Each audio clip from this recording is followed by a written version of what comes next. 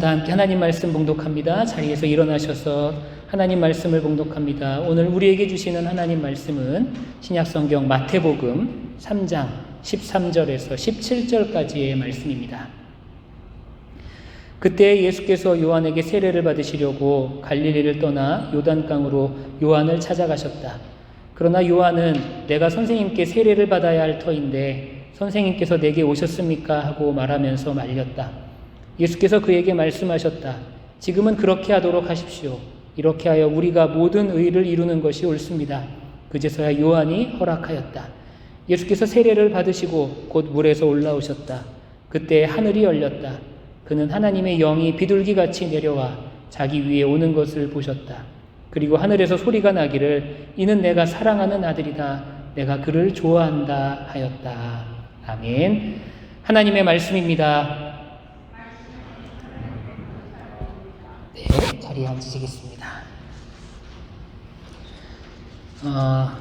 지난주에 저희 이사를 했습니다. 미국에 와서 두 번째로 이제 이사를 했는데 셀프 이사를 했어요. 그래서 6월에서 트럭을 빌려서 26피트짜리 트럭을 빌려서 그 이사 도와주시는 분들 한 3시간 정도 이렇게 같이 일할 수 있도록 그렇게 고용해서 한번 셀프 이사를 처음으로 해봤는데 제 인생에서 아주 중요하고 또 색다른 경험이었습니다. 트럭을 처음 운전해봤어요. 그렇게 큰 트럭을 처음 운전해봤고 또 이사하면서 미국에서 살면서 이렇게 해야겠구나 그런 좀 삶의 노하우도 좀 많이 생겨난 것 같습니다. 사실 미국에서 삶의 노하우가 생기는 것도 중요하지만 목사에게는 말씀에 대한 노하우가 있어야겠죠. 네, 그런 생각이 들더라고요. 목사는 말씀에 대한 노하우가 있어야 되는데 어떻게 말씀을 잘 전해야 하고 또 어떻게 효과적으로 성도들이 이해할 수 있도록 설교해야 하는지 그런 노하우가 자꾸 많이 쌓여야 되는데 아직은 좀 많이 부족한 건 아닌가 그런 생각을 좀 해봤습니다. 그러면서 또 스스로를 위로했어요. 목사는 사실 끝까지 은퇴할 때까지 부족한 사람이어야 됨을 깨달으면서 살아야 되는 사람 또한 목사인 것 같아요. 네. 그렇지 못하면 어떻게 될까요? 그렇지 못하면 타락하는 게 목사인 것 같더라고요. 네. 내가 이제는 됐다. 이제는 잘한다. 이제는 내가 최고다. 그런 마음이 있을 때 사실 누구나 그렇겠지만 특별히 목회자는 그런 마음이 있을 때 타락하지 않나 그런 생각을 또 하면서 또 스스로를 또 위로하고 또 스스로에게 위안을 받았습니다. 저는 앞으로 이 예수사랑교회에서 또 앞으로 목회하면서 늘 부족하다, 아직은 좀 부족하다 그런 마음을 가지고 목회하며 또 말씀을 전할 생각입니다. 그것만이 목사에게 가장 중요한 목회의 노하우가 된다. 그런 신념을 가지고 여러분들과 함께 그렇게 살아가려고 해요. 여러분들도 겸손한 마음으로 말씀을 받으시고 또 그 말씀 따라 살아갈 수 있는 사랑하는 예수사랑교회 모든 교우들이 되시기를 간절히 축원합니다. 우리가 지난주까지 소선지서의 말씀을 함께 나누었습니다. 그리고 지난주부터 광고 드린 대로 7월 한 달 동안에 이 사복음서를 읽기, 사복음서 통독하기 운동을 이제 말씀 운동을 시작했어요. 오늘 벌써 다 읽어서 설교표를 통독표를 제출하신 분이 계십니다. 여러분들도 도전 받으시고 7월 한 달 동안 사복음서 말씀을 다 읽어 나가시기를 바라겠습니다. 그래서 그와 함께 이제 이 주일 예배 때마다 사복음서 내용을 중심으로 특별히 예수님에 대한 내용을 좀 깊이 나누려고 합니다. 복음서 말씀을 통해서 예수님을 다시 알아가면 좋겠다. 우리가 예수님을 알고는 있지만 우리가 복음서 말씀을 읽으면서 또 주일 예배를 통해서 예수님을 다시 알아가면 좋겠다. 그런 마음이 들었어요. 그래서 한 4주 동안 7월 한 달 남은 4주 동안 예수님 다시 알기라는 큰 타이틀로 말씀 강해, 말씀 설교를 여러분들에게 주일마다 전하려고 합니다. 오늘은 그 첫 번째 시간으로 예수님의 세례에 대해서 함께 말씀을 좀 나누겠습니다. 여러분, 예수님의 인생, 또 예수님이 누구신가 이런 생각을 했을 때 어떤 것이 가장 먼저 생각이 나십니까? 여러분들이 예수님에 대해서 생각하실 때 무엇이 가장 먼저 생각나시죠? 많은 사람들이 예수님의 십자가가 생각날 거예요. 그렇죠? 예수님의 십자가가 생각날 거고, 또 어떤 사람은 병 고치시고 또 기적을 베푸시는 예수님에 대해서 아마 생각하시는 분들도 계실 거라고 그렇게 여겨집니다. 또 어떤 분들은 하나님의 말씀을 가르치신 예수님, 그 예수님이 기억나실 수도 있겠고요. 또 어떤 분들은 복음을 전하셨던, 전도하셨던 예수님이 생각나시는 분들도 있을 거예요. 또 가난하고 소외된 이웃의 친구가 되어주신 예수님이 마음속에 그렇게 깊이 간직되어 있는 그런 성도들도 있을 것입니다. 사실 우리가 예수님에 대해서 생각할 때 예수님의 세례 받으시는 오늘의 이 본문의 사건, 예수님의 세례 사건은 우리가 사실 그렇게 깊이 생각하지 않는, 그렇게 자주 생각하지 않는 주제 중에 하나입니다. 그러나 여러분, 분명한 사실이 우리가 성경을 읽으면서 여러분들이 꼭 깨닫고 또 반드시 마음속에 간직하셔야 되는 사실이 뭐냐면, 예수님에 대해서 묵상하실 때는 그 어떤 것도 그냥 넘어가거나 그 어떤 것도 사소하게 생각하면 안 된다라는 거예요. 오늘 살펴본 세례의 사건도 마찬가지입니다. 예수님이 세례 받으신 이 사건, 여러분, 우리가 신앙생활하면서 크게 비중 있게 다루지 않았던 사건일지는 모르겠어요. 예수님에 대해서 생각해 볼 때. 그렇지만 우리는 이 예수님의 세례 사건을 통해서 우리에게 하나님께서 말씀을 통해 우리에게 깨닫게 하시고자 하는 분명한 메시지가 있음을 깨달아야 하겠습니다. 그래서 오늘 여러분들과 함께 이 예수님의 세례 사건을 통해서 예수님의 세례를 통해서 우리에게 주시는 이 성경의 메시지가 무엇인지를 살펴나가 보려고 합니다. 여러분, 장례식에 가면, 특별히 이제 한국 이 교인들의 장례식에 가면, 성도들이 이렇게 세상을 떠났을 때, 천국으로 갔을 때 가장 많이 부르는 찬양이 있습니다. 장례식에서 가장 많이 부르는 찬양. 그 찬양이 어떤 찬양인지 아십니까? 혹시 한국에서 이렇게 장례식을 이렇게 다녀보신 분들은 아시겠지만, 며칠 후 요단강 건너가 만나리, 이런 찬양이 있어요. 장례식에서 부르는 찬양입니다. 며칠 후 요단강 건너가 만나리. 죽음을 애도하고 슬퍼하면서 그 장례식에 하나님을 찬양하는 그 찬양인데, 그래서 그런지 우리가 요단강이라고 하면 좀 어떤 이미지가 강하냐면 죽음과 관련된 이미지가 강하죠. 어떤 코미디언이 너 오늘 한번 요단강 건널 거야? 이러시라고 얘기도 하더라고요. 이제 우리 예전의 표현으로 하면 너 오늘 죽고 싶어? 이제 이런 표현을 좀 언어 유희를 섞어서 오늘 요단강 건너볼 거야? 이런 이야기도 하는 걸 들은 적이 있습니다. 요단강이라고 하면 죽음에 대한 이미지가 강한데, 사실 이 요단강은요, 이스라엘 국가적으로 또 민족적으로 볼 때 아주 중요한 생명의 강입니다. 이 요단강을 중심으로 이스라엘과 요르단이 국가의 경계가 형성이 돼요. 그리고 이 북쪽의 갈릴리와 남쪽의 사해 바다까지 이 요단강으로 연결이 됩니다. 이 북쪽 끝에 위치한 헬몬산에서 발원해서 훌라 계곡을 따라 갈릴리 바다와 연결되는 것을 보통 상부 요단, 그렇게 불러요. 상부 요단, 요단강 상류 이제 이렇게 부릅니다. 그리고 갈릴리 바다 남쪽 하부에서부터 요단 계곡을 따라서 사해까지 흐르는 이 강을 보통은 요단강 하류 혹은 하부 요단 이렇게 부른다고 해요. 이 요단강은요, 그 폭이 넓진 않습니다. 한 20m에서 30m 정도 되는. 여러분, 한강은 굉장히 넓잖아요. 한강, 서울 가보셨죠? 여러분들? 한강 가보시면 한강은 굉장히 넓습니다.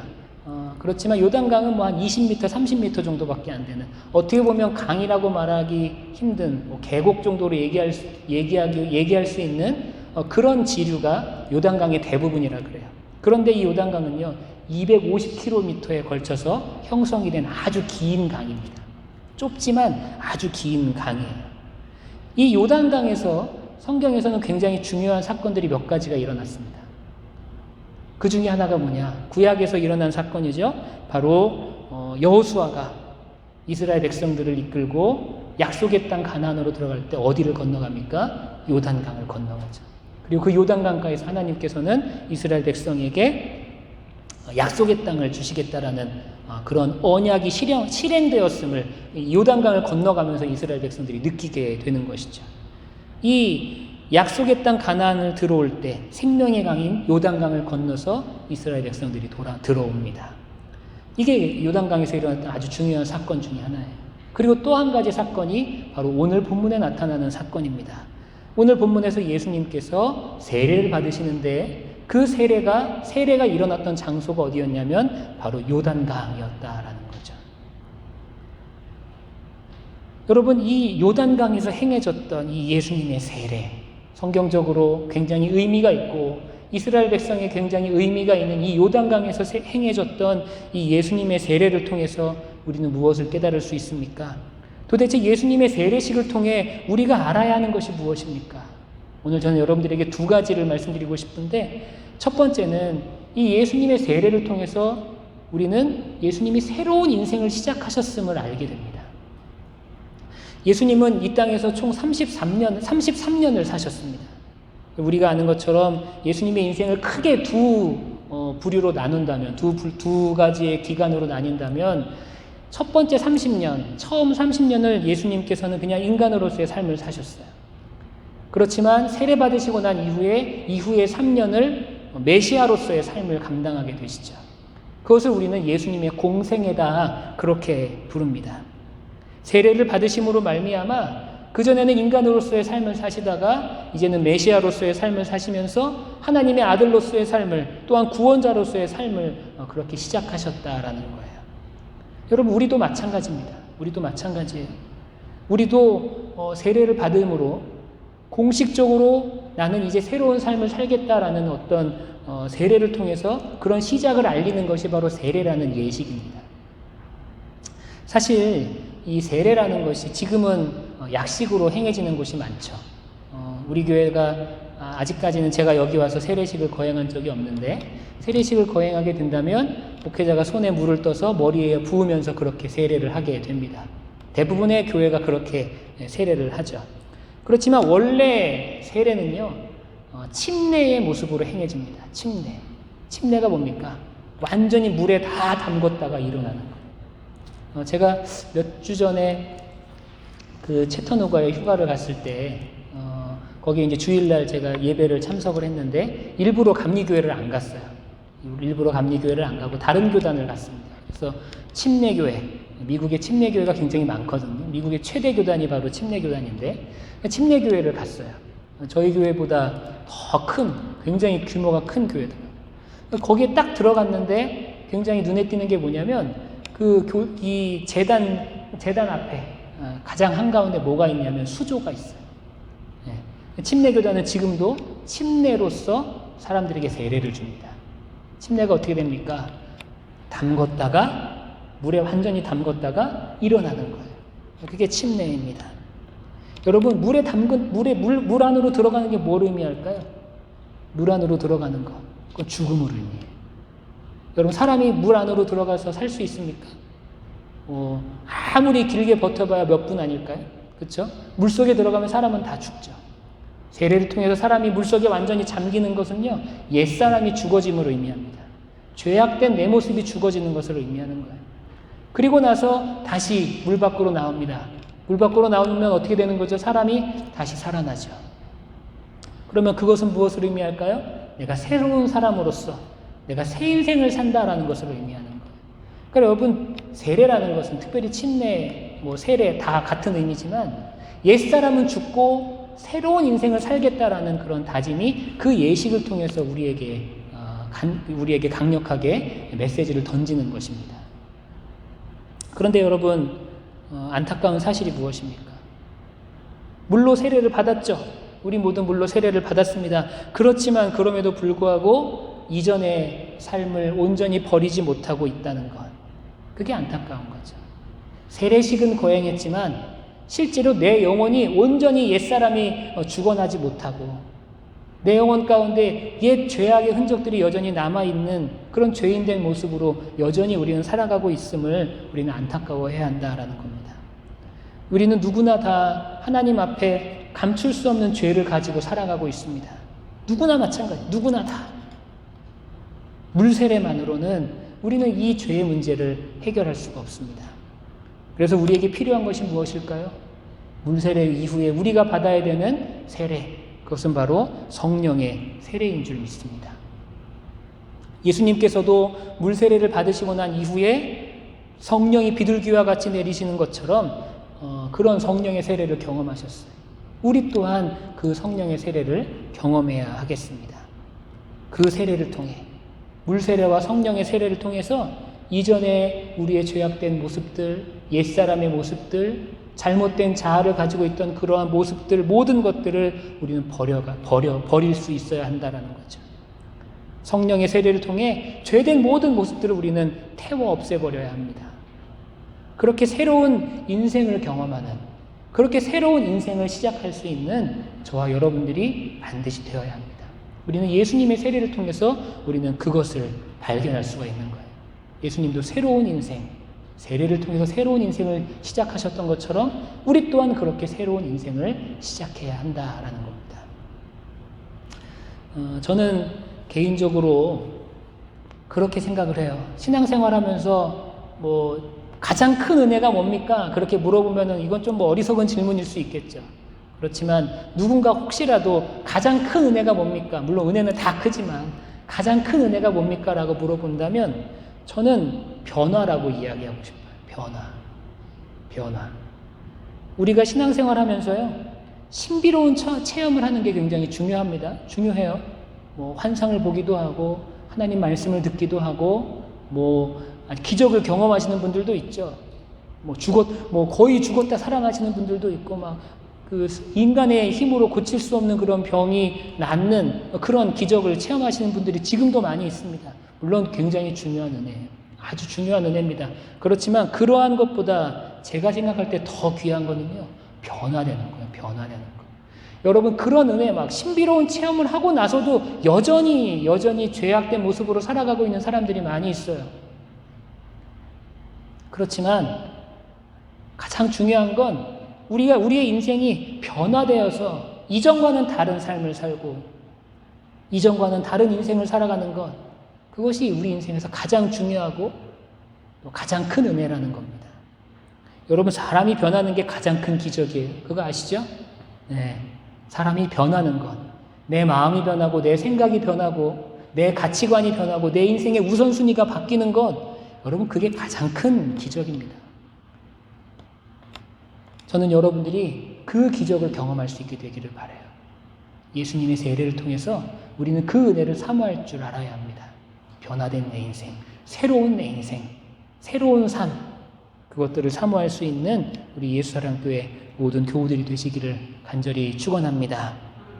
두 번째로, 이 예수님의 세례를 통해서 우리는 무엇을 깨달을 수 있습니까?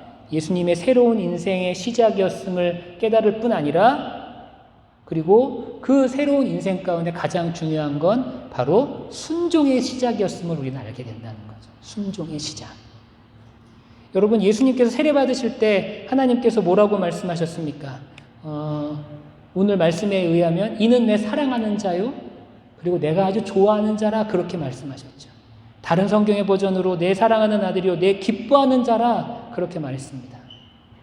하나님께서 예수님의 세례를 통해서 그렇게 예수님을 사람들에게 알리셨다는 거예요. 내가 사랑하는 자요, 내가 기뻐하는 자요, 내가 좋아하는 자라. 여러분, 왜 하나님께서 예수님을 사랑하십니까? 왜 하나님께서는 예수님을 기뻐하십니까? 왜 예수님을 좋아하십니까? 그것은 바로 이 예수님의 결단이 세례라는 사건 안에 묻어있기 때문에 그렇습니다. 예수님의 결단은 어떤 결단일까요? 여러분, 우리가 잘 아는 것처럼 예수님께서는 이 땅에 대제사장으로서 이 땅에 오셨어요. 그리고 자신을 희생제물로 드리심으로 말미암아 인류의 모든 죄악들을 해결하시고 모든 인류를 구원하시기 위해서 이 땅에 오신 겁니다. 그런데 이 땅에 오셔서 인류를 구원하시기 위해서 선택하신 방법이 뭐예요? 바로 십자가를 지시는 거였죠. 여러분, 예수님께서 공생애를 시작하셨다라는 것은요, 인류를 구원하시기 위해서 그 십자가 지실 것을 다짐하셨다. 그 십자가를 이제 준비하셨다라는 것을 의미하는 겁니다. 그러니까 하나님께서는 인류를 구원하시기 위해서 예수님께서 십자가에서의 그 고난을 그 고난까지도 감내하시기를 그렇게 결단하셨다라는 그 예수님의 마음을 보시고 예수님을 사랑한다고 기뻐한다고 좋아한다고 그렇게 표현하셨던 거예요. 여러분 세례를 통해서 예수님께서는요 하나님의 이 구원 사역에 내가 온전히 순종하겠다라고 그렇게 예수님께서는 하나님께 그렇게 고백드린 겁니다. 여러분 하나님께 순종했을 때 예수님께서 하나님께 순종했을 때 하나님께서는 그것을 기쁘게 받으셨다라는 거예요. 그리고 그 순종의 신앙이 이 세례 안에 묻어 있다라는 겁니다. 예수님이 하나님께 순종하셨던 것처럼 저와 여러분들도 하나님께 온전히 순종하는 삶을 살게 되시기를 간절히 축원합니다. 더 나아가서 말씀에 복종하며 살아가야 돼요. 순종할 뿐 아니라 복종하며 살아가야 한다라는 것이죠. 이 순종의 참 의미를 발견하는 데는요, 사실은 시간이 필요합니다. 시간이 필요해요. 여러분들이 이 청소년기에 어른들의 말은 그냥 다 우리를 이해하지 못하는 거고 다 쓸데없고 다 옛날 사람들 구시대적인 발상이라고 그렇게 생각했던 적이 있었을 거예요. 아마 여러분들 어렸을 때. 그런데 여러분들이 20대가 되고 30대가 되면서 느끼는 게 뭡니까? 아, 그때 어른들이 말씀하셨던 게 이런 것 때문에 그렇게 말씀하셨구나. 그렇게 느껴지죠. 그때 당시에는 이해가 안 되고 그때 당시에는 어리석은 것이라고 생각했지만 내가 시간이 지나면서 내가 알고 보니까 그때 어른들이 말씀하셨던 게 의미가 있다는 것을 깨닫게 된다는 거죠. 여러분, 철이 들면서 옛 어른들의 말씀을 더 깊이 깨닫는 것처럼요. 신앙생활하면서 하나님의 말씀에 대해서도 마찬가지입니다. 내가 처음엔 이해가 가지 않아요. 내가 이해할 수 없어요. 그렇지만 신앙생활 하다 보면 하나님의 말씀이 이런 것이었구나. 이해가 되기 시작하고 그리고 그 말씀에 순종할 수 있는 믿음이 생겨납니다. 여러분 신앙생활에 있어서 신앙의 연조를 우리가 무시할 수 없는 이유가 바로 여기에 있어요. 물론 다는 아니에요. 신앙생활 오래 했다고 그 사람이 믿음이 좋다 그렇게 판단할 수는 없어요. 그렇지만 신앙생활 오래 하신 분들에 대한 그 믿음을 우리가 무시해서 안 되는 이유가 바로 여기에 있습니다. 오랫동안 신앙생활 하시면서 그러한 모든 과정들을 겪어오셨던 거예요. 처음에는 이해하지 못했지만, 처음에는 믿지 못했지만, 이제는 이해가 되고, 이제는 믿을 수 있는 그 신앙이 오랜 세월 동안, 오랜 세월이 지나면서 그러한 신앙이 쌓이고, 견고해지고, 그러한 신앙이 믿음으로써 고백되어지고 있는 거예요. 그래서 우리는 신앙생활을 오래 하신 분들에 대한 그런 믿음 생활을 무시할 수 없어요. 여러분, 하나님 말씀에 순종하는 삶이요. 이와 마찬가지입니다. 처음에는 이해되지 않는 게 더 많아요. 이렇게 하는 것보단 차라리 저렇게 하는 게 좋은데 그렇게 생각되는 것들도 있을지도 모르겠어요. 그러나 우리의 신앙이 성숙하면 성숙할수록 우리의 신앙이 견고해지면 견고해질수록 하나님의 말씀에 순종하는 삶이 얼마나 귀한 것인지를 계속해서 깨닫게 된다는 거예요. 그래서 여러분들이요, 신앙생활을요, 쭉 이어가셨으면 좋겠어요. 중간에 여러분들 자체적으로 방학하지 마세요. 여러분들 그런 분들 많이 있어요. 에이, 안 해. 나 좀 쉴래. 그러면서 자체적으로 방학했다가 또 한 1, 2년 쉬었다가 교회 한번 가볼까? 또 오늘 교회 오시고. 그런 분들도 가끔 계시더라고요. 그러지 마세요. 꾸준하게 이어가십시오. 처음에는 이해가 되지 않는 것 같아도 조금 내 마음과는 다른 것 같아도 이어가세요. 이어가다 보면 언젠간 그것들의 참 의미를 깨닫게 되고 언젠가는 그것들이 내 마음속에 와닿게 되고 언젠가 그것들을 진정으로 믿을 수 있는 그런 때가 온다는 거죠. 하나님께 순종하는 삶은 바로 그런 것입니다. 하나님의 순종에 대한 아주 어느 목사님께서 쓰신 동화와 같은 이야기가 하나 있길래 여러분들에게 소개를 해드립니다. 어느 그 시골 오두막집에 아주 병약한 한 청년이 살고 있었어요. 근데 그 집 대문 앞에 큰 바위가 하나 가로막고 있었습니다. 그래서 굉장히 늘 이 바위 때문에 늘 답답했던 거예요. 그러면서 그 바위를 볼 때마다 이 청년은 불평불만한 겁니다. 왜 저기에 바위가 있는 거야. 그러면서 어느 날은 하나님께 기도하기 시작했어요. 하나님, 성경에 보니까 믿음이 있으면 산도 옮겨주신다 그랬는데 저 바위 좀 옮겨주세요. 답답해서 못 살겠어요. 저것 때문에 더 우울해집니다. 그러면서 하나님께 간절히 기도한 거예요. 병약했던 이 청년이 하나님께 간절히 기도했습니다. 그랬더니 어느 날 하나님으로부터 놀라운 음성이 들려왔어요. 사랑하는 내 아들아, 너는 매일 집 앞에 바위를 힘껏 밀거라. 하나님께서 응답해 주셨구나. 그래서 이 청년은요, 바위를 매일 아침 저녁으로 밀기 시작한 겁니다. 바위를 밀었어요. 그리고서 한 8개월 정도의 시간이 흘렀습니다. 그런데 이 바위는 여전히 조금도 움직여지지 않고 그 자리에 계속 있었어요. 아니 8개월이나 밀었는데 믿음을 갖고 내가 하나님의 음성을 의지해서 8개월이나 믿었는데 왜 이 바위는 움직여지지 않는 거예요? 그러면서 다시 또 모든 것이 또 회의가 들고 다시 하나님께 기도합니다. 하나님, 왜 바위가 움직여지지 않습니까? 원망의 기도를 드린 거죠. 그런데 그 원망의 기도를 드리고 있는 청년에게 다시 하나님께서 말씀을 주십니다. 아들아, 나는 너에게 바위를 옮겨주겠다고 이야기한 적이 없다. 그런 말씀을 하셨어요. 네, 그게 무슨 말씀인가요? 가서 거울을 보거라. 그렇게 된 거예요. 이 청년이 가서 거울을 봤더니 8개월 동안 바위를 밀었더니 어떻게 됐을까요? 그 병약했던 청년이 건강한 청년이 된 거죠. 네. 그래서 하나님께서는 바위를 없애서 이 청년을 위로하시기보다는 그 청년에게 건강한 육체를 통해서 또 건강한 영의 생활을 할 수 있도록 그렇게 하나님께서는 인도해 주셨다라는 거예요. 여러분, 이 이야기가 실제로 있었던 이야기는 아니고요. 어느 목사님께서 글을 쓰시면서 이 하나님께 순종하는 것이 어떤 것인지를 비유로서, 예화로서 그렇게 쓰신 글입니다. 여러분, 우리가 하나님의 말씀이 이해되지 않을 때가 있어요. 밀어도 안 될 때가 있어요. 바위를 밀면 될 것 같은데, 돼야 되는데 안 될 때가 있어요. 나는 그거에 대해서 이해하지 못하고 그거에 대해서 실망해요. 그렇지만 우리가 거기에 순종할 때 하나님은 우리에게 무엇을 주십니까? 근육질의 몸매를 주신다는 거예요. 우리가 기대하지 않았던 방식대로, 우리가 생각하지도 못했던 방식대로 하나님께서는 역사하신다라는 거예요. 우리가 순종해야 되는 이유가 바로 여기에 있습니다.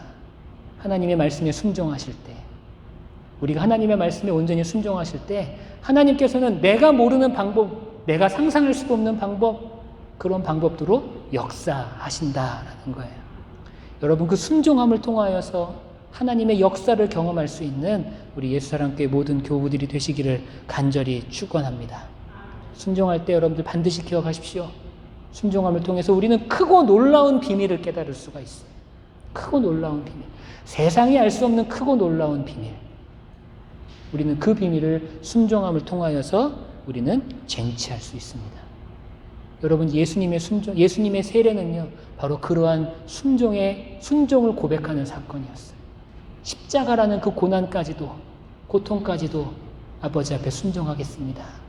그 고백이 바로 이 세례를 통해서 고백되어졌다라는 겁니다. 오늘의 말씀을 정리합니다. 요단강에서 예수님이 세례를 받으셨어요. 요단강에서. 그리고 그 세례를 통해 예수님은 새로운 인생, 새로운 삶을 시작하셨습니다. 우리 사랑하는 예수사랑교회 모든 교우님들도 물세례와 성령 세례를 통해서 새로운 인생, 새로운 삶을 살아갈 수 있게 되기를 소망합니다. 그리고 우리 인생의 결국에 가장 큰 은혜, 가장 중요한 건 뭐냐면 변화라는 거예요. 변화. 새로운 삶을 사는 것. 그것을 기억하고 여러분들이 세례를 통해서, 성령의 세례를 통해서 변화된 새로운 인생을 살아가게 되시기를 축원합니다. 또한 예수님의 세례는 순종의 시작이었음을 우리는 알게 되었죠. 예수님은 결국 십자가를 지시기 위해서 공생애를 시작하셨는데 그 십자가에 대한 순종이 바로 이 세례를 통해서 시작이 되었다라는 겁니다. 하나님의 마음과 생각을 우리는 모두 이해할 수 없어요. 우리 또한 하나님께 순종할 때 하나님의 생각과 하나님의 마음을 우리는 모두 다 이해할 수 없습니다. 그렇지만 우리는 어떻게 해야 합니까? 이해보다는 먼저 신뢰해야 돼요. 합리적인 사고보다는 먼저 순종적인 사고를 가지고 하나님 앞에 나아가야 합니다. 여러분, 그렇게 하나님 앞에 순종할 때 하나님께서는 우리에게 크고 비밀한 놀라운 일들을 보여주실 줄 믿습니다. 그 순종의 축복을 누릴 수 있는 우리 예수사랑교회 모든 교우들이 되시기를 간절히 축원합니다. 기도하시겠습니다. 주님 감사합니다. 우리가 사복음서를 통해서 예수님을 다시 알아가게 하시고 또한 예수님을 깊이 알아가게 하시고 또 예수님과 친밀한 교제 가운데 나아갈 수 있는 우리 모두가 되게 하여 주옵소서. 우리가 7월 한 달 동안 복음서, 사복음서를 읽으며 하나님을 또한 예수님을 깊이 알아가기 원합니다. 우리가 읽을 때마다 성경을 펼칠 때마다 성령님께서 함께하여 주시어서 말씀이 깨닫게 하시고 말씀을 통하여서 내 인생이 변화됨을 경험하는 귀한 한 달이 될 수 있도록 우리 성도들을 주관하여 주옵소서. 감사하며 예수님의 이름으로 기도드립니다.